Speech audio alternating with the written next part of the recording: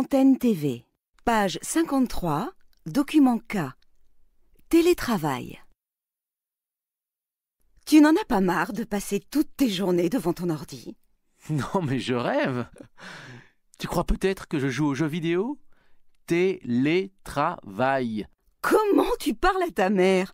À mon époque, travailler, c'était aussi être solidaire et avoir l'esprit de groupe. On travaille tous dans cette maison. Bon, ça va. J'ai l'impression d'entendre mon boss. Non mais tu pourrais pas venir me donner un coup de main? Why? Pardon? Bah, je disais why? Because j'arrive pas à faire mon planning. Pourquoi tu veux faire un planning? Pour que mes employés puissent s'organiser. Pourquoi tu demandes pas à Chloé? Parce qu'elle est en ligne avec des clients.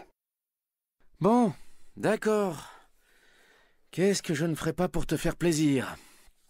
Bon, alors, tu crées ton fichier, là, hop. Ensuite, tu vas voir, c'est enfantin. Tu proposes un calendrier, là, regarde, hop. Bouge pas, tu vas voir. Ça va être magique. Tu l'envoies à toutes les personnes concernées et, regarde, tu vas voir, bingo! Ton planning, il est fait. Ben merci. De rien. Alors, tu trouves toujours que je passe trop de temps devant mon ordi? Oui, je continue à le penser.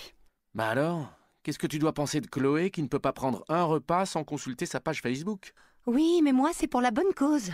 Toi, à mon âge, tu n'avais pas fait le tour du monde et n'avais pas ton entreprise de voyage. Oui, c'est une bosseuse, ma petite fille. Tu ne prends même pas de vacances. D'ailleurs, tu ne crois pas que ça te ferait du bien de t'arrêter un peu? Tu dis ça pour que je passe plus de temps en famille, c'est ça? Bah, c'est vrai que tu es souvent sur ton téléphone et qu'on a l'impression que tu n'es jamais complètement avec nous. Bon, d'accord, vous avez gagné. Afin de vous satisfaire tous les deux, je vais faire un effort et prendre quelques jours. Attends, j'ai un message. Alors, tu disais, qui est le plus connecté? Tel père, telle fille. Page 61, document B.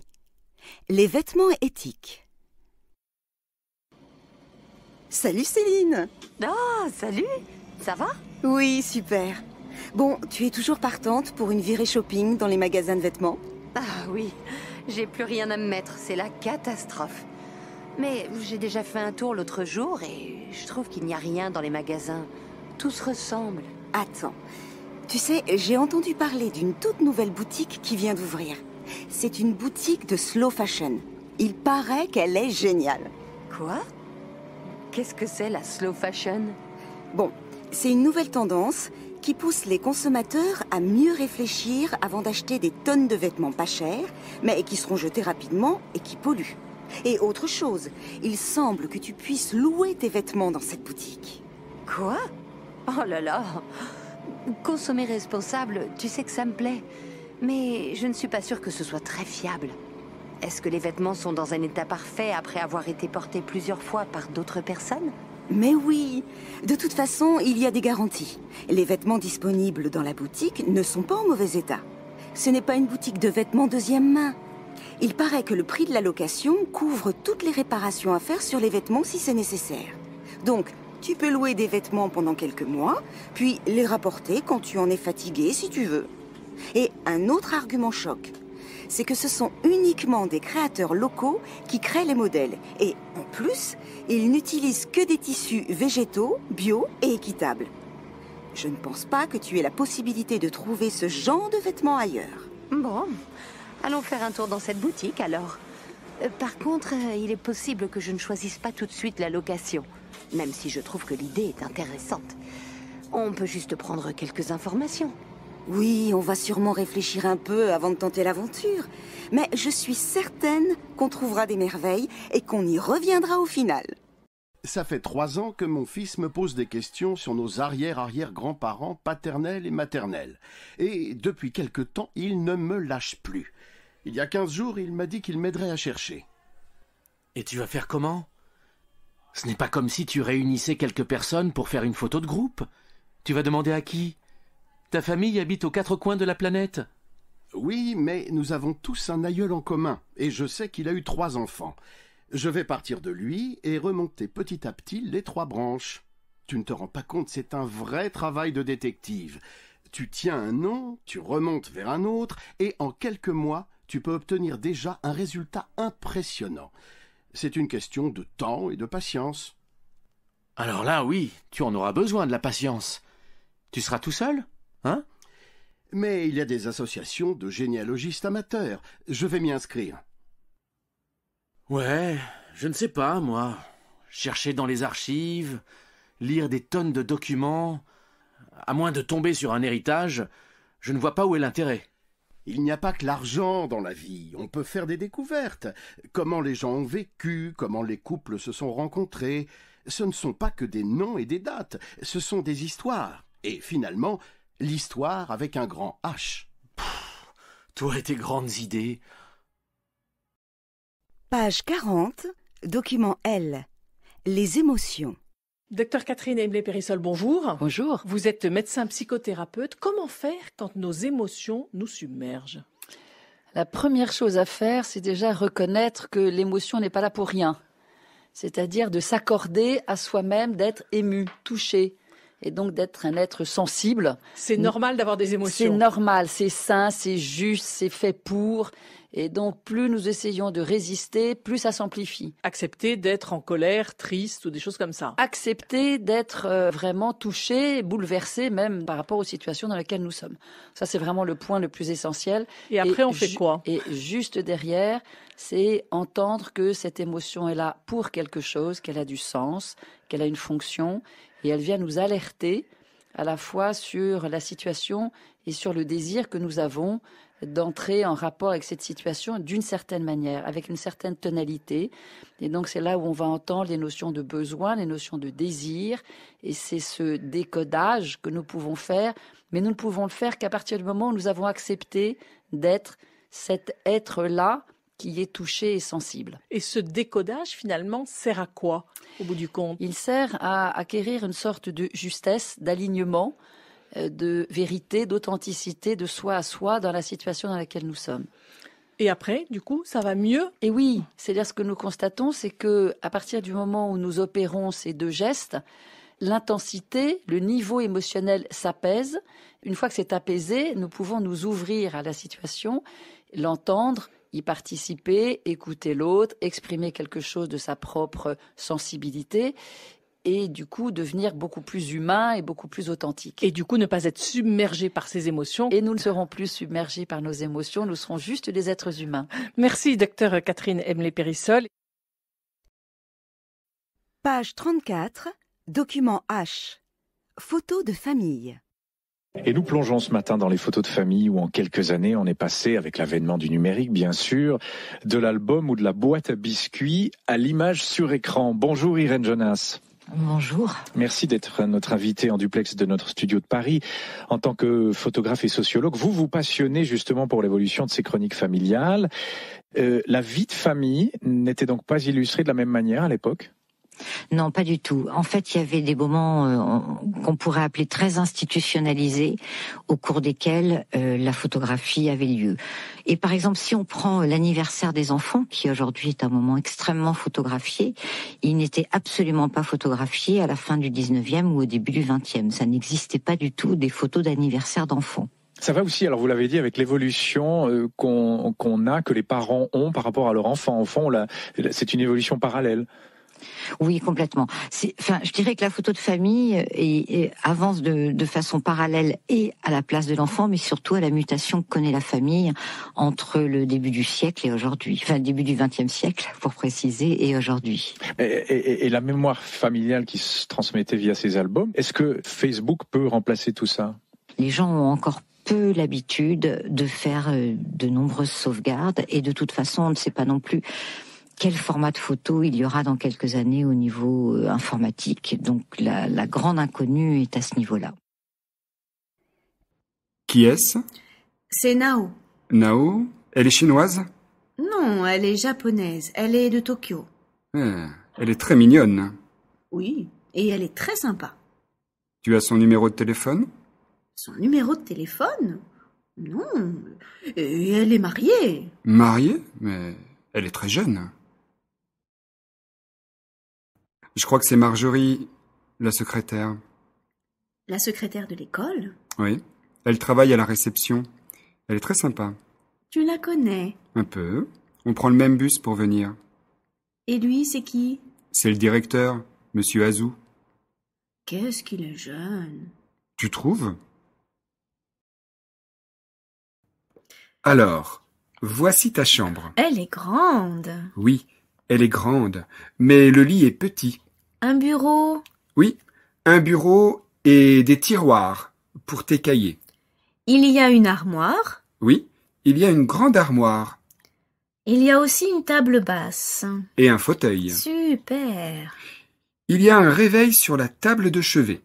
Et il y a aussi des étagères à côté de la fenêtre. C'est fantastique. Merci beaucoup.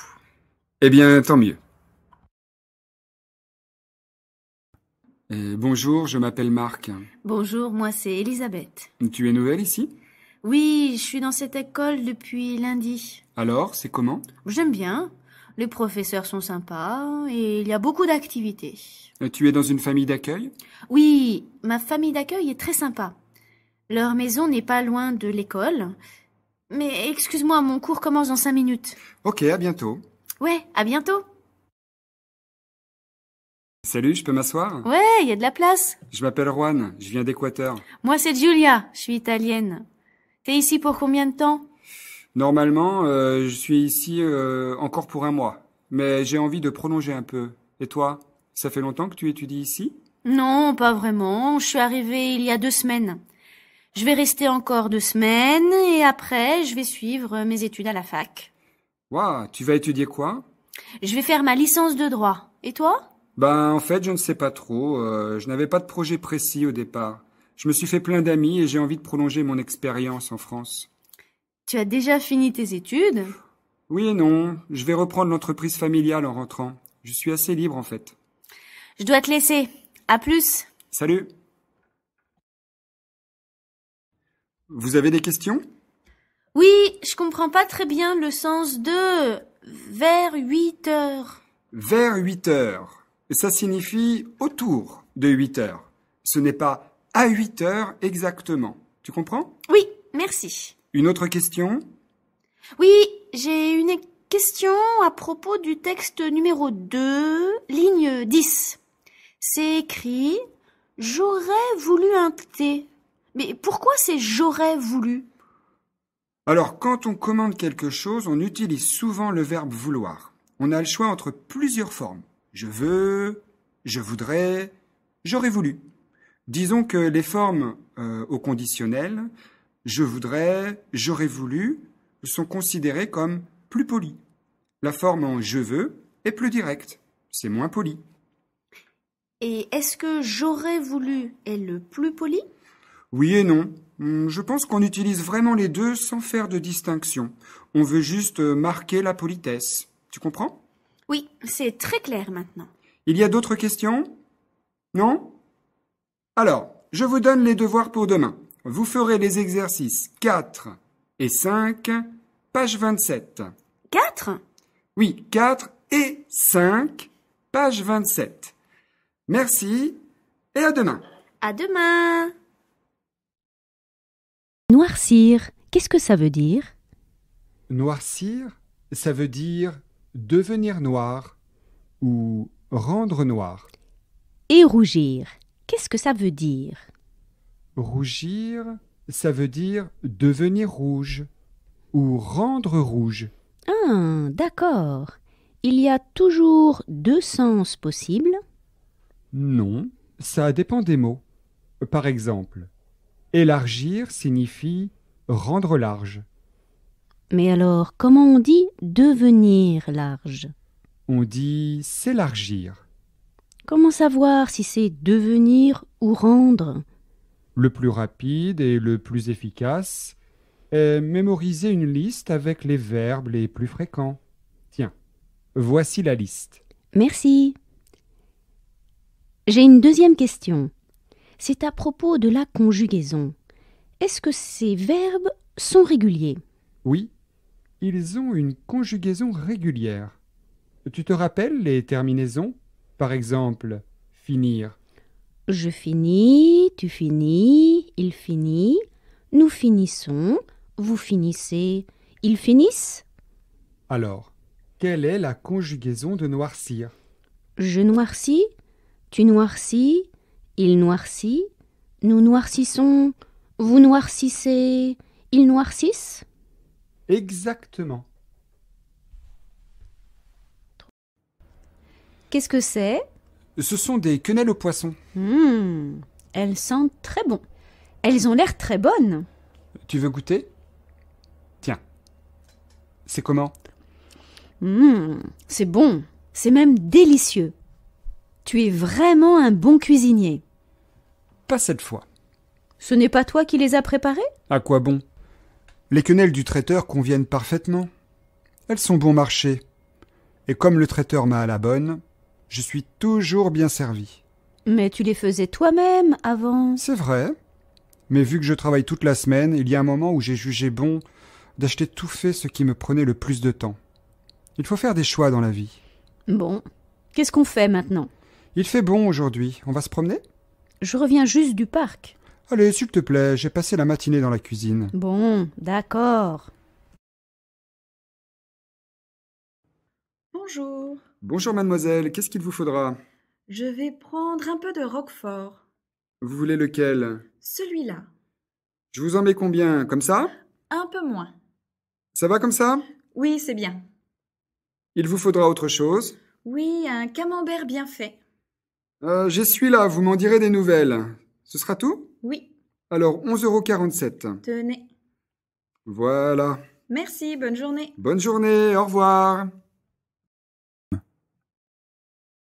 C'est à qui le tour? Je crois que c'est à moi, bonjour. Bonjour. Il me faudrait de la mimolette. Oui, vous voulez laquelle? Celle à 30 € le kilo. Comme ça ira? Un peu plus. Comme ça? Oui, très bien. Il vous faudra autre chose?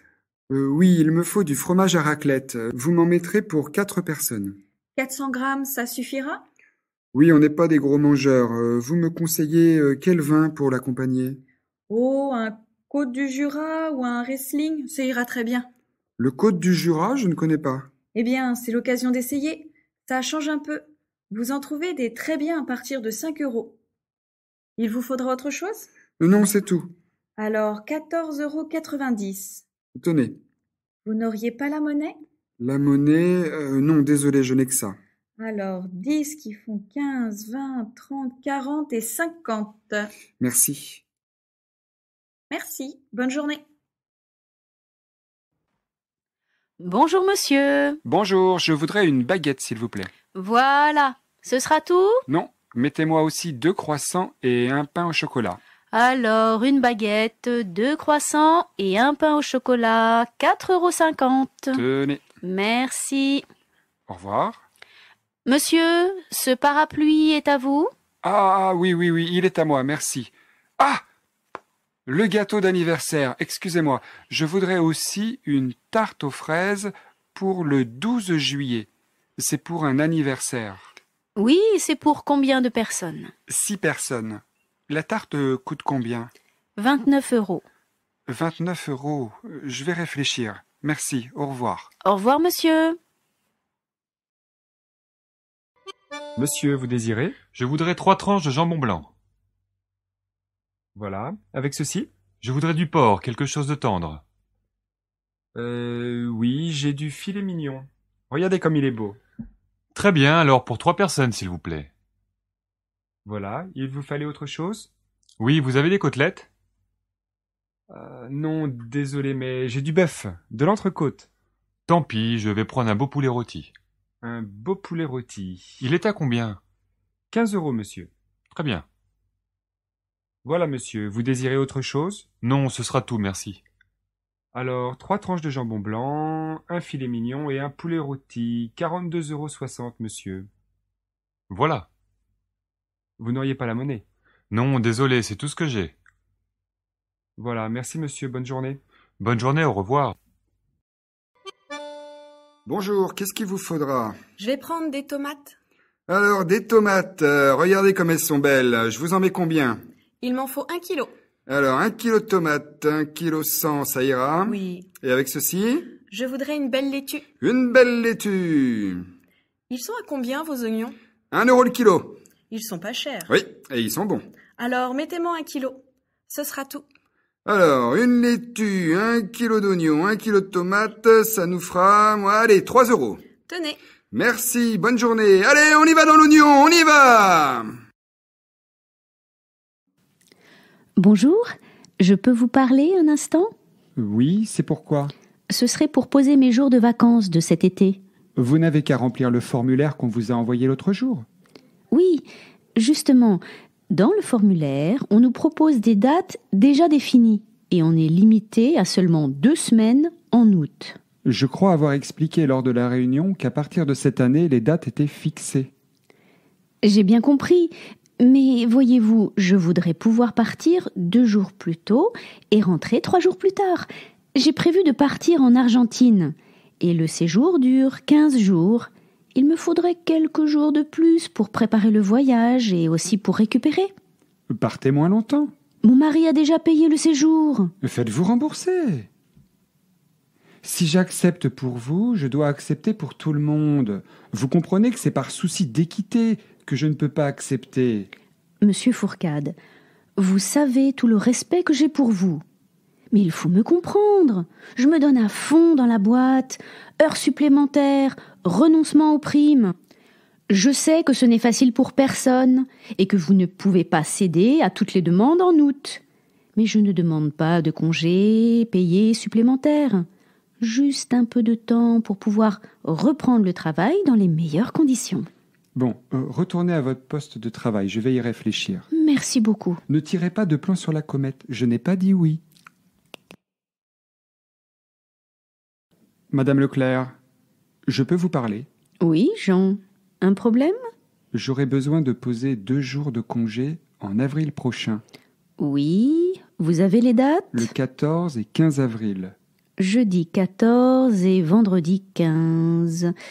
Il y a une raison particulière? Je voudrais offrir un grand week-end à ma femme pour notre anniversaire de mariage. Comme c'est charmant. Ça fait combien de temps? On fêtera nos noces de cristal. Cristal, 10 ans? Non, 15 ans. Ah oui, 10 ans, c'est pour les noces de plomb. Sans vouloir vous contredire, 10 ans, c'est les noces d'étain. Passons. Écoutez, il n'y a pas de souci de mon côté. Vous prendrez sur vos RTT. Oui, et si vous avez besoin de quelqu'un pour des heures sup en février, je suis volontaire. Eh bien, c'est noté. Merci beaucoup. Bonne journée. Vous de même.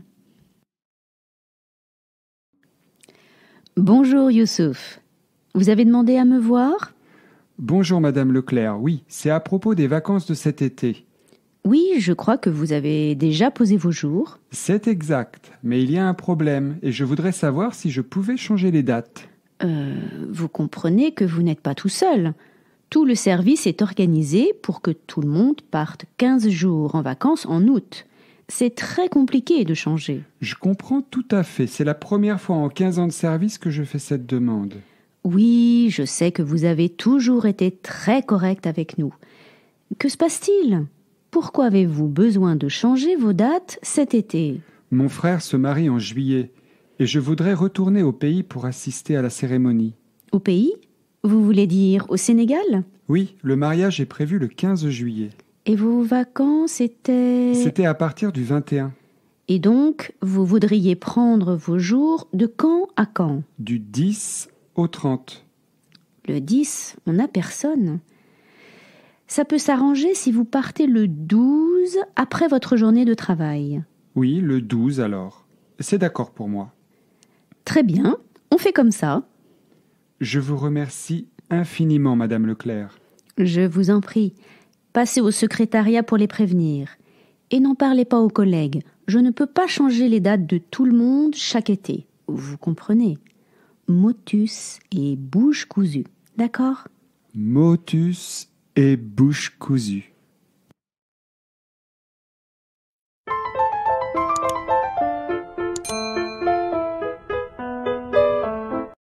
Les spécialités médicales. Bonjour docteur. Mes élèves s'intéressent énormément au domaine médical et ils aimeraient en savoir plus sur les différentes spécialités médicales. Pourriez-vous les leur expliquer? Bonjour madame. Bien sûr, je serai ravi de les aider à comprendre les spécialités médicales. Il y a de nombreuses spécialités médicales, chacune se concentrant sur un domaine spécifique de la santé. Certaines spécialités courantes comprennent la cardiologie, la dermatologie, la pédiatrie, l'ophtalmologie, la gynécologie, la neurologie et la chirurgie. Pouvez-vous nous donner une idée générale de ce que chaque spécialité traite? Volontiers. La cardiologie se concentre sur le cœur et les maladies cardiovasculaires. La dermatologie traite des affections de la peau, des cheveux et des ongles. La pédiatrie est axée sur les soins de santé des enfants, de la naissance à l'adolescence. L'ophtalmologie s'occupe des problèmes liés aux yeux et à la vision. La gynécologie traite des problèmes de santé spécifiques aux femmes, notamment la santé reproductive. La neurologie se concentre sur les troubles du système nerveux, comme les maladies neurologiques et les troubles du mouvement. Et la chirurgie est une spécialité médicale qui traite les maladies et les traumatismes par des interventions chirurgicales. C'est fascinant de voir à quel point il y a une spécialité médicale pour chaque partie du corps et chaque groupe d'âge. Y a-t-il d'autres spécialités médicales importantes? Absolument. Il existe de nombreuses autres spécialités médicales importantes. Par exemple, l'oncologie est la spécialité qui se concentre sur le diagnostic et le traitement du cancer. L'endocrinologie traite des troubles hormonaux et du système endocrinien. La gastro-entérologie est axée sur les maladies du système digestif. La pneumologie concerne les maladies respiratoires et les affections des voies respiratoires. Et l'orthopédie se concentre sur les affections musculo-squelettiques, notamment les os, les articulations et les muscles. Il semble y avoir une spécialité médicale pour chaque aspect de la santé. Comment les médecins choisissent-ils leur spécialité? Le choix d'une spécialité médicale dépend souvent de l'intérêt personnel du médecin, de son expérience clinique.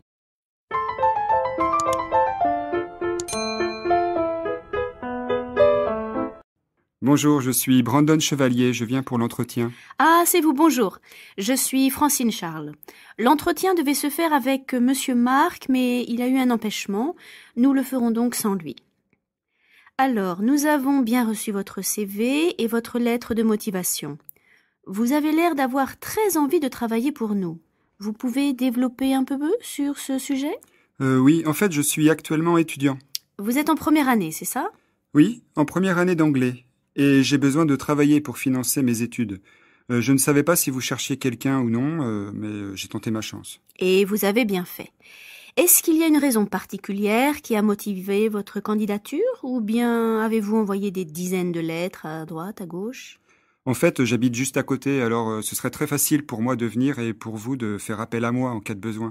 Et puis, je sais que dans la restauration rapide, les horaires sont très souples. C'est vrai.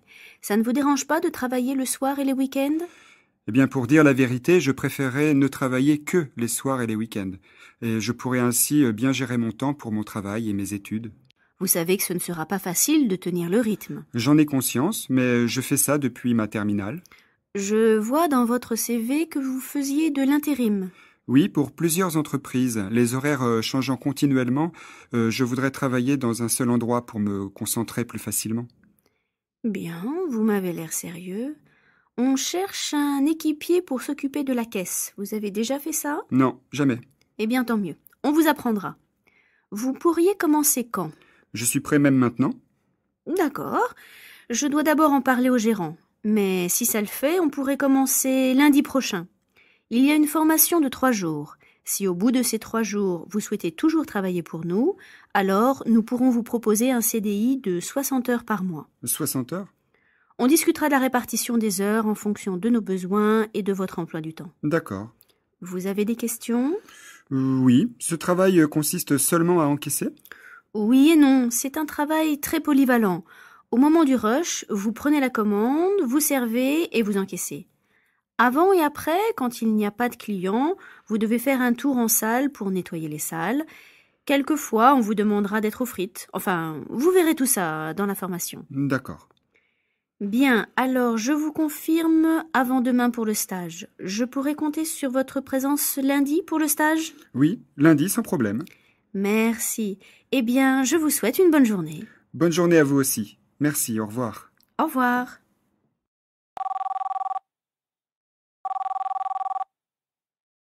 Allô? Bonjour, je m'appelle Martin Jobs. Je vous appelle pour l'annonce concernant un emploi de prof d'anglais. Oui. Je suis étudiant en France en ce moment et ce travail m'intéresse. Ah, très bien. Vous êtes américain? Non, je suis anglais. Et vous avez déjà donné des cours à des enfants? Disons que je suis l'aîné d'une famille de 4 enfants. J'ai aidé mes frères pour les devoirs. Et vous avez déjà enseigné l'anglais à des francophones? Ce serait la première fois que je donne des cours d'anglais à des enfants, mais j'en donne à des adultes. En fait, j'ai 2 garçons qui ont de grosses difficultés en anglais. Ce serait surtout pour les aider à faire leurs devoirs. Oui, je vois.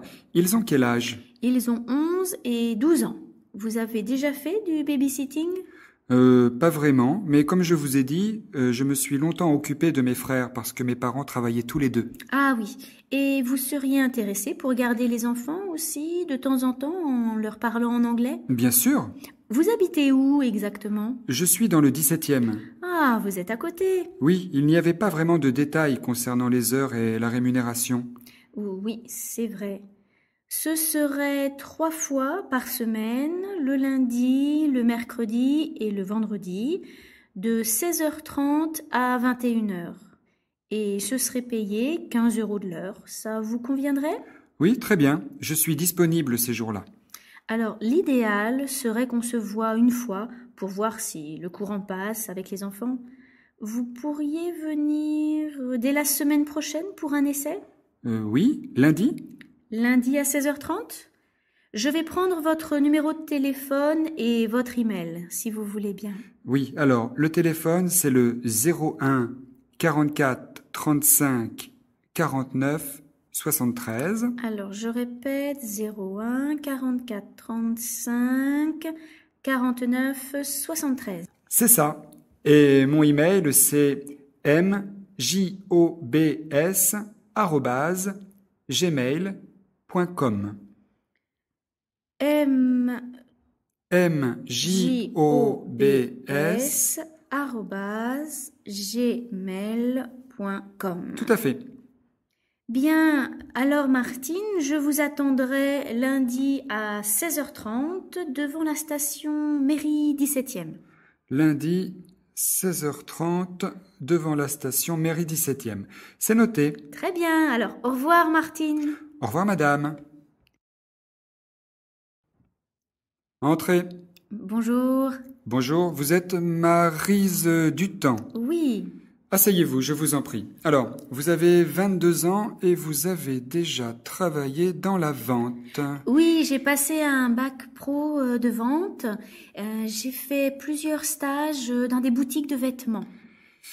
Dans votre CV, il est indiqué que vous avez aussi travaillé dans un fast-food? Oui, j'y ai travaillé pendant 2 ans. Et c'était comment le travail là-bas? Les conditions de travail étaient correctes. La direction m'avait aménagé un emploi du temps qui s'adaptait bien à mes études. Vous êtes toujours étudiante? Non, mais comme je ne trouve pas de CDI, j'ai pensé faire un travail saisonnier. Et vous avez une idée du travail qu'on vous propose ici? J'ai cru comprendre qu'il s'agissait de tenir l'épicerie du camping. Oui, enfin, c'est plus qu'une épicerie, hein. C'est à la fois la boulangerie, la confiserie, la poste et le bureau de l'office de tourisme. C'est très complet, ça doit être très intéressant. On doit rencontrer beaucoup de gens.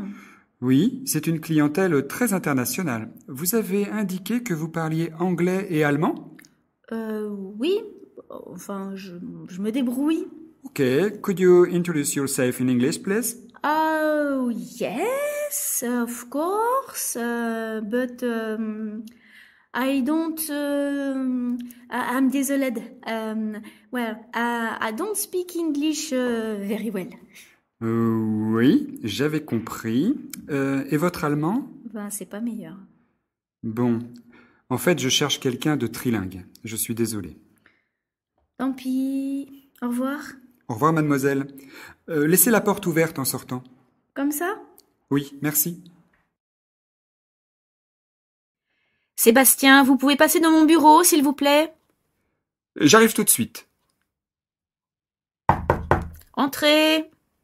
Vous vouliez me voir? Oui, j'ai une mission importante à vous confier. Oui.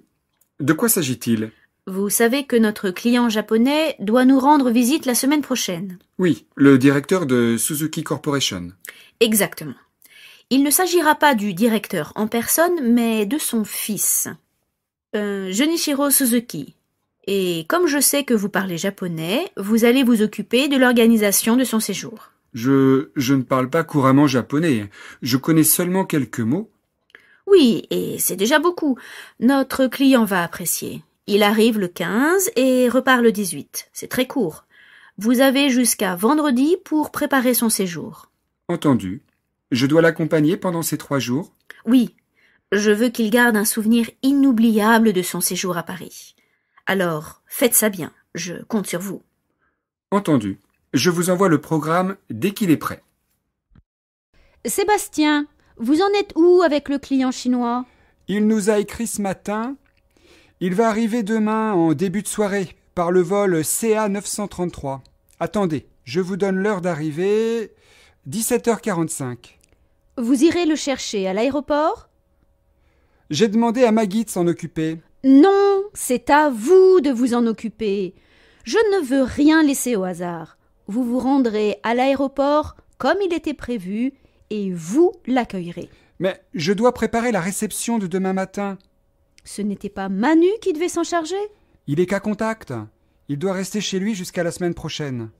Et quand est-ce que vous l'avez appris? Ce matin, en arrivant au bureau. Et vous ne m'avez rien dit. Je ne voulais pas vous déranger. Ce qui me dérange, c'est de penser que vous avez délégué à Maggie l'accueil de Monsieur Ming sans m'avoir consulté auparavant. Bon, on va s'occuper de cette histoire tous les deux. Il nous reste 2 heures pour tout préparer. Vous rassemblez tous les docs et venez dans mon bureau. Comment ça s'est passé ton entretien? Alors, je suis passé en premier. J'ai d'abord répondu à une série de questions sur mon expérience. Ils étaient très courtois. Ils ne cherchaient pas à me stresser. Ensuite, on a passé le reste du temps à parler du poste. Et tu es confiant? D'après ce qu'on m'a dit, avec mon parcours, normalement, ça devrait passer tout seul. Mais ça dépend aussi des autres candidats, non? Oui, bien sûr. Mais on n'était que 3 à passer. Les 2 autres étaient beaucoup plus jeunes, et je crois que pour ce poste, on cherchait quelqu'un de très expérimenté. Eh bien, on croise les doigts alors. Au fait, tu vas venir à la soirée de Léo ce soir? Je vais peut-être passer, mais je ne vais pas rester. Ok, tu me tiens au courant? Bien sûr. Qu'est-ce que tu fais? Je répare cette chaise. Oh, je savais pas que tu étais bricoleur. Tu peux m'aider un peu? Oui? Qu'est-ce que je dois faire? Tu peux aller chercher le marteau qui est sur la table. Oui? Il est où? À côté de la boîte à outils, tu le vois? Ah oui, tiens. Non, tu vas taper pendant que je tiens les pieds de la chaise. Ici? Oui, mais ne frappe pas trop fort. Comme ça va? Oui, continue. Super. Maintenant, apporte-moi les vis et un tournevis. Tiens. Non, j'ai dit des vis, pas des clous. Et c'est un cruciforme qu'il me faut. Un quoi? Un cruciforme. Laisse tomber. Tu vas tenir les pieds de la chaise et je vais m'occuper du matériel. Maryse, vous n'auriez pas vu mon portable? Je crois l'avoir vu sur votre bureau. Non, je viens de regarder. Il est peut-être sous un dossier? Ah oui, le voilà, merci. Ah oui, j'oubliais. Vous n'avez pas oublié de téléphoner à Monsieur Dutemps pour confirmer notre rendez-vous? Je l'ai appelé, j'ai laissé un message sur son répondeur. Vous voulez que je le rappelle? Oui, dites-lui que je serai un peu en retard. Mais le rendez-vous est à 17h. Je sais, mais je dois passer au chantier pour vérifier 2 ou 3 choses. Entendu, monsieur. Emmanuel, vous avez fini le compte-rendu de la réunion de mardi? Oui, il est prêt. J'aimerais le lire avant que vous l'envoyiez à tout le monde. Bien sûr. Par contre, il est un peu gros. Je vous envoie le lien sur Dropbox. Oh, je comprends rien, votre Dropbox, là. Dropbox, vous ne l'avez pas installé l'autre fois? Si, j'ai suivi toutes les instructions. Ça doit être sur mon ordinateur. Mais vous savez bien que je suis pas très douée pour tout ça. Je comprends, mais j'ai fait le compte-rendu sur PowerPoint, et comme le fichier est un peu lourd, ça ne va pas passer autrement. Sinon, je peux vous le mettre sur une clé USB. Faisons simple. Vous allez me l'imprimer et le poser sur mon bureau. Comme vous voudrez. Merci, je dois y aller. Il sera prêt dans la matinée. Oui, je m'en occupe tout de suite. Je vous l'apporte avant 10 heures. Je serai en réunion. Vous le remettrez à Madame Hugues. Entendu, madame. Alors, tu en es où? Tu as eu des nouvelles pour ton job d'étudiant? Non, pas encore. J'attends leur réponse. Tu as envoyé ton CV quand? Il y a 1 semaine. Et ils m'ont proposé un entretien. Ah, mais je ne savais pas ça. Ça ne change rien au fait que j'attends leur réponse. Oui, mais dis-moi, ça s'est passé comment? Normalement.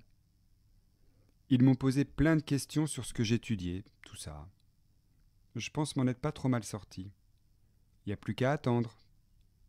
Mais ils t'ont dit quoi, exactement? Rien. C'est surtout moi qui ai parlé. Mais tu ne leur as pas posé de questions. Non. Pourquoi? Pour montrer que tu t'intéresses à leur offre d'emploi. Si, j'ai quand même demandé combien ça rapportait. Mais tu dois poser des questions sur le fonctionnement de l'entreprise, le travail en lui-même, les horaires, l'ambiance au travail. Si tu demandes juste combien tu vas gagner, ils vont penser que tu ne t'intéresses qu'au salaire. Mais c'est le cas. De toute façon, je leur ai dit. Non, ça va, c'est juste un job d'étudiant. Je crois que tu prends ça trop à la légère. Pour la personne qui t'emploie, ce travail est important. Tu ne seras jamais pris si tu ne montres pas plus d'intérêt. Tu me saoules avec tes questions. Tu n'as qu'à postuler, je suis sûr qu'ils vont te prendre. T'en fais une tête, qu'est-ce qui t'arrive? Madame Bougrab m'a chargé d'accueillir un client important. Tu parles du directeur de Suzuki Corporation? Oui, enfin, de son fils. Je dois m'occuper de son séjour. Il arrive lundi. Quel honneur! C'est pas à moi qu'on demanderait des choses aussi importantes. Tu parles japonais? Un peu, mais pas suffisamment pour tenir une conversation professionnelle. C'est déjà bien. Tu pourras toujours utiliser l'anglais si ça coince. Qu'est-ce que tu attends pour te mettre au travail? C'est que je n'ai jamais fait ça, moi. Tu pourrais me donner un coup de main? Je ne sais même pas par quoi commencer. Commence par faire la liste de tout ce que tu vas devoir faire durant son séjour. Vérifie toutes les informations relatives à son arrivée.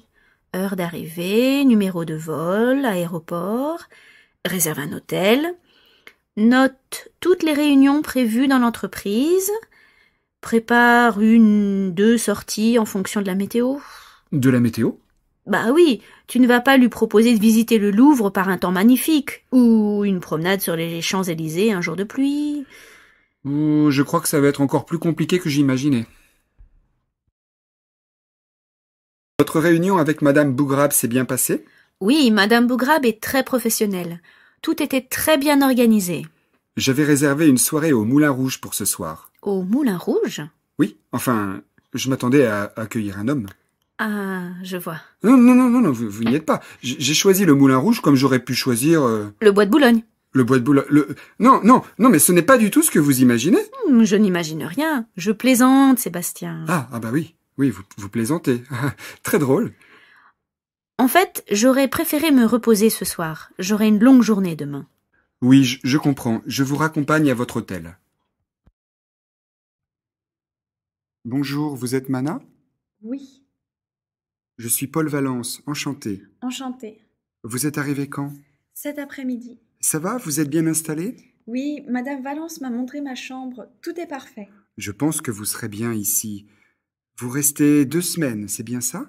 Oui, je vais suivre un stage intensif à l'Alliance française. Mais vous parlez déjà très bien français? J'ai encore besoin de progresser. En tout cas, je vous souhaite un bon séjour parmi nous. C'est très gentil à vous. Nous passerons à table à 19h. D'accord, à tout à l'heure. Bonjour. Bonjour. Il y a un problème avec ma famille d'accueil. Asseyez-vous, je vous en prie. Merci. Je vous écoute. Voilà, depuis que je suis arrivée, personne ne me parle. Oui. Et je sens qu'il y a une grande tension dans cette famille. et j'aimerais changer si c'est possible. Vous devez comprendre que c'est un peu compliqué si c'est juste parce qu'il y a un manque de communication. Mais ce n'est pas tout. Le soir, je les entends se disputer jusqu'à minuit. Ça m'empêche de dormir.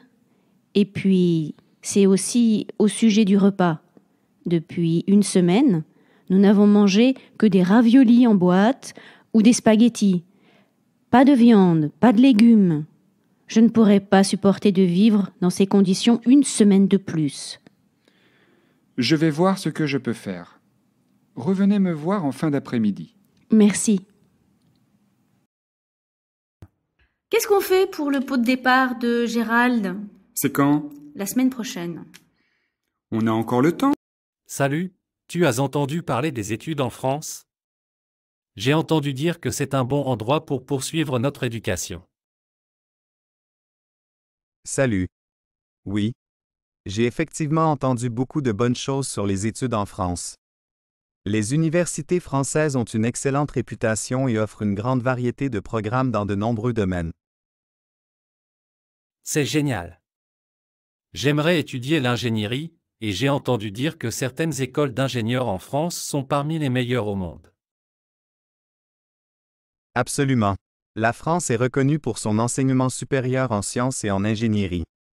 Les écoles d'ingénieurs françaises offrent des programmes de qualité avec une combinaison d'enseignement théorique et pratique, ce qui permet aux étudiants d'acquérir de solides compétences professionnelles. Et qu'en est-il du coût des études en France? Est-ce abordable pour les étudiants étrangers comme nous? Les frais de scolarité en France sont relativement abordables, en particulier par rapport à certains autres pays. De plus, il existe des bourses et des possibilités d'aide financière pour les étudiants internationaux. Il est également possible de travailler à temps partiel pendant les études pour subvenir à ces besoins. C'est rassurant de savoir que nous ne serons pas écrasés par des dettes étudiantes énormes. Et qu'en est-il de la vie étudiante en France? La vie étudiante en France est très animée et diversifiée. Les universités françaises offrent de nombreuses activités parascolaires, des clubs étudiants et des événements culturels.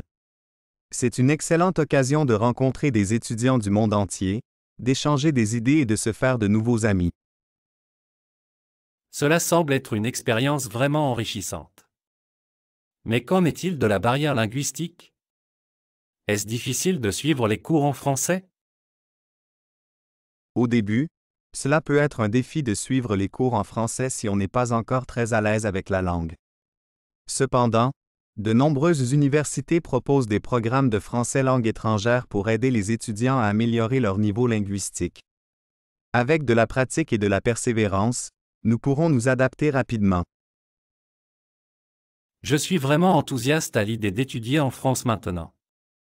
Je pense que ce serait une expérience incroyable sur le plan académique et personnel.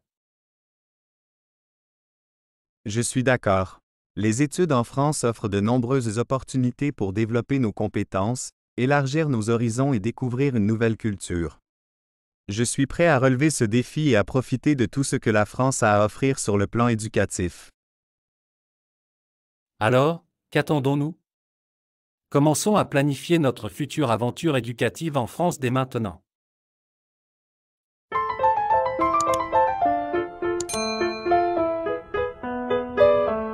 Welcome to France. L'environnement. Bonjour.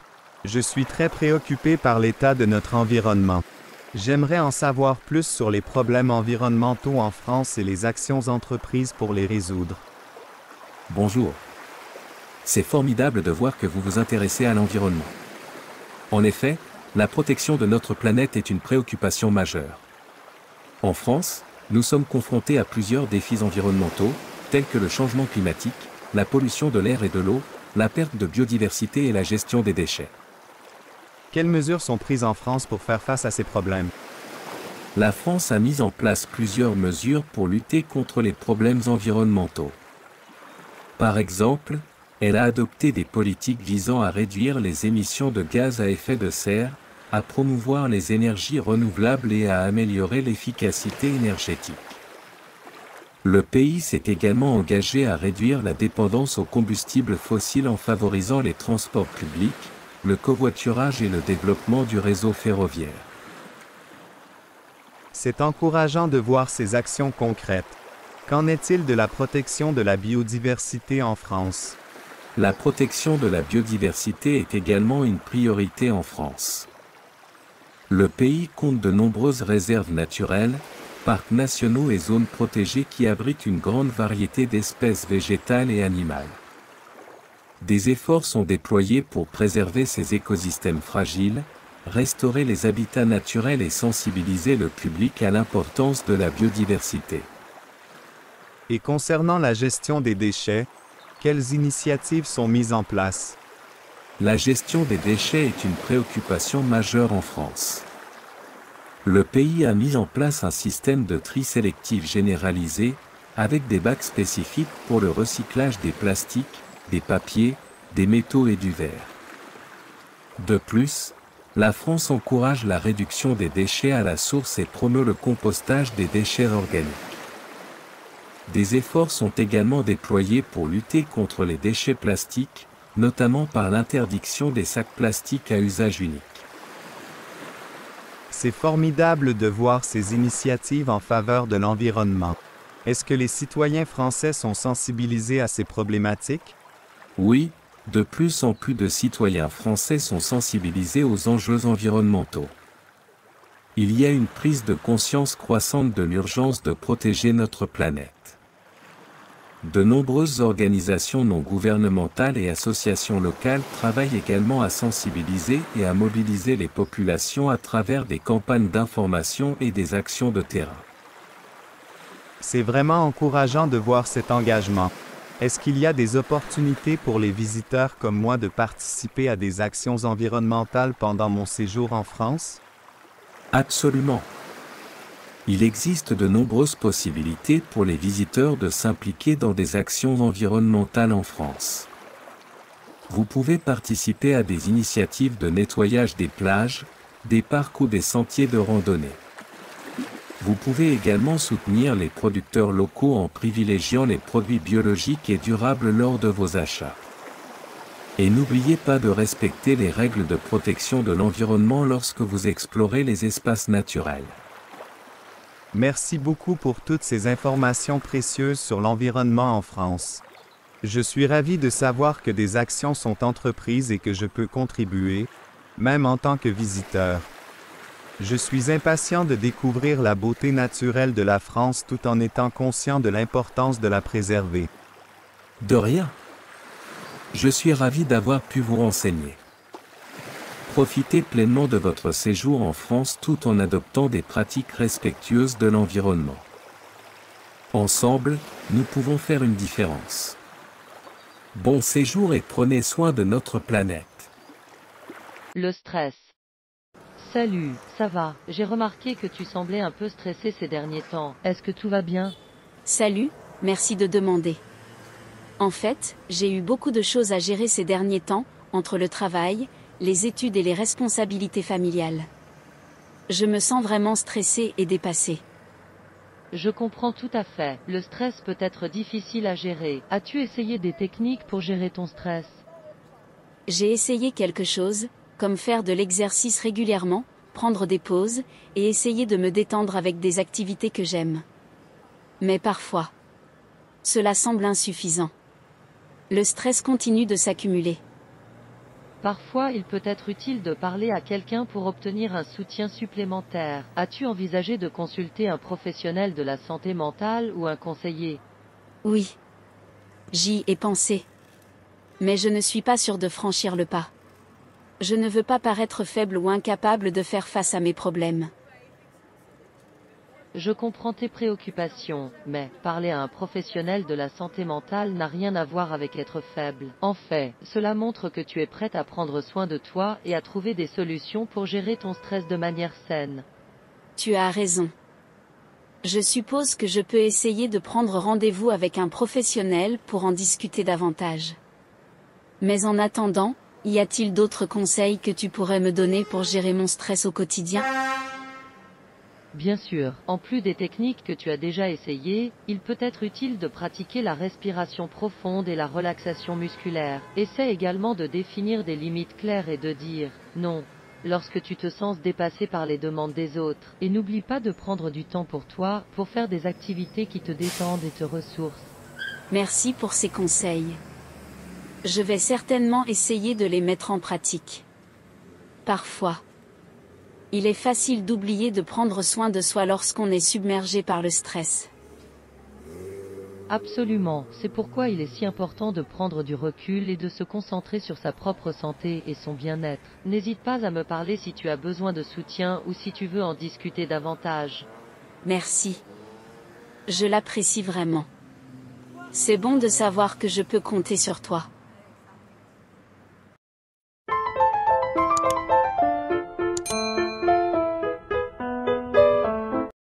Faire un témoignage.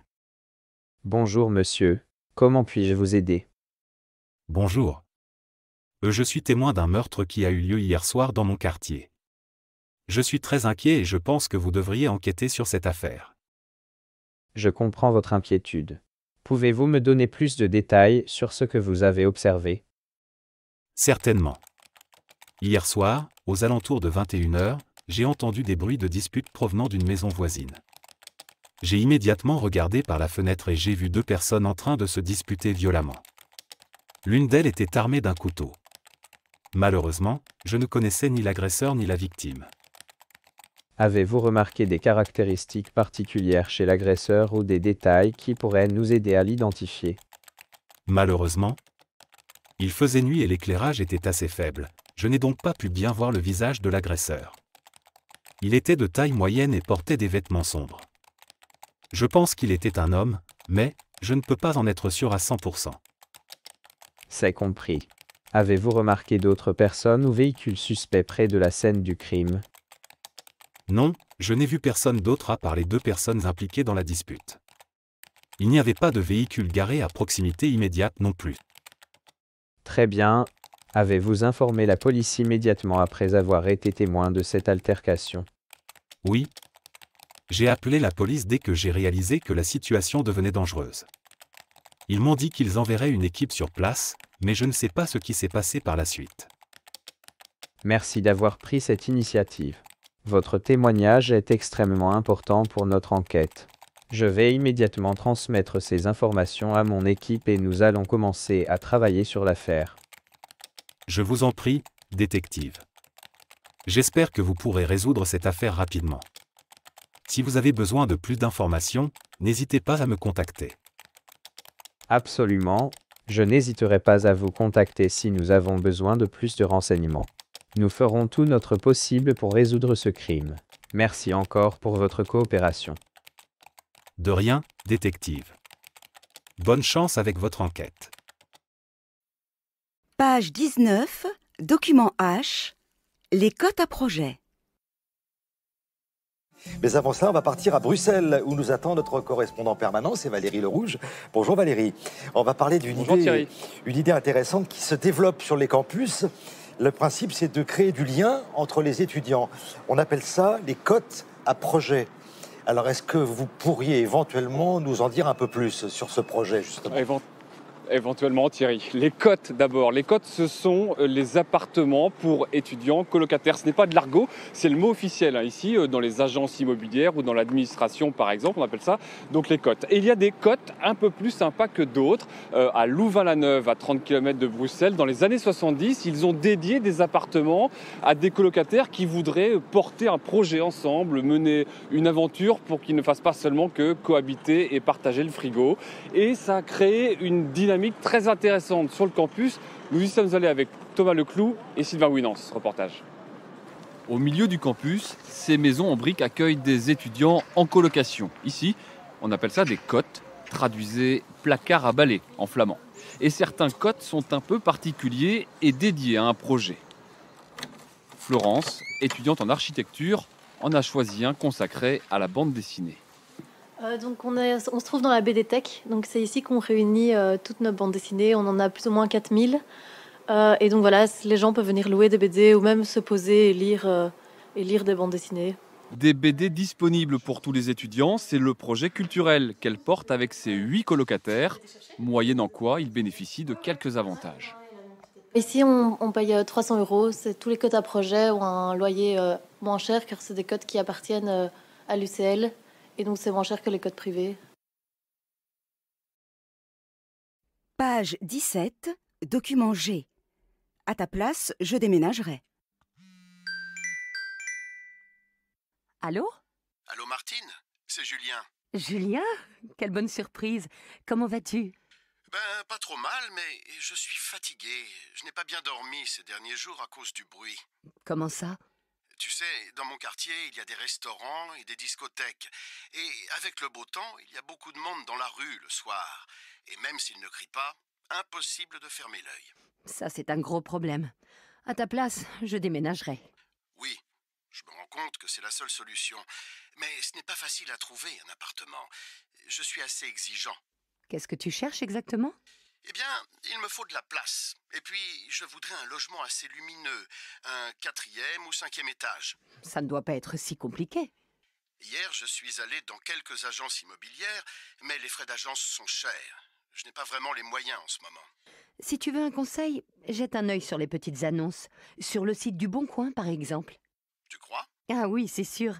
Par contre, il faut y passer du temps. Mais avant de te lancer, il vaudrait mieux que tu fasses le point sur tes critères. Le quartier, la surface, le nombre de pièces.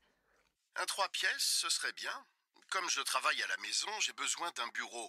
Et puis, j'aimerais bien ne pas trop m'éloigner du centre. Mais il me faut un endroit plus calme. Le quartier Saint-Jean, par exemple, ce serait bien, non? Il faudrait que tu ailles te balader un peu pour voir quel quartier te plaise. C'est une bonne idée, ça. Si tu veux, on peut se retrouver samedi et aller se promener. Regarde un peu le plan de la ville avant. Merci, c'est sympa. On fait comme ça. Je passe te prendre vers 14h alors. Ok, à samedi. Unité 1, vivre ensemble. Page 13, document B. Ce sont les clients qui travaillent. Bonjour, nous sommes aujourd'hui en compagnie de Nadja. Bonjour Nadja. Bonjour. Nadja est kinésithérapeute et elle a participé à l'ouverture du premier supermarché coopératif de France qui s'appelle La Louve. Alors Nadja, est-ce que vous pouvez nous en dire un peu plus sur La Louve? Alors, à La Louve, on va trouver tout type de produits. On va trouver des produits frais, à type de légumes et de fruits. Par exemple, nous sommes au début de l'été en ce moment, il y a des très bonnes cerises, des abricots, des pêches. Voilà, les étals commencent à être assez colorés. On va également trouver des produits frais comme de la viande. Et qu'est-ce qui vous plaît dans ce supermarché alternatif? Alors, dans ce supermarché, l'idée, c'est de refuser que la grande distribution soit le seul moyen de se nourrir et de consommer. Et de pouvoir consommer d'une manière différente, sans enrichir toujours voilà, les mêmes personnes. Alors expliquez-nous, comment faire pour devenir membre de La Louve? Donc il faut d'abord participer à une réunion d'accueil où des gens vont vous présenter ce qu'est le supermarché, les conditions pour pouvoir y faire ses courses. Voilà, donc ça c'est pour une grande présentation du projet. Ensuite, il faut choisir un créneau de travail de 3 heures par mois. Donc ça peut être le matin, l'après-midi, en semaine ou en week-end.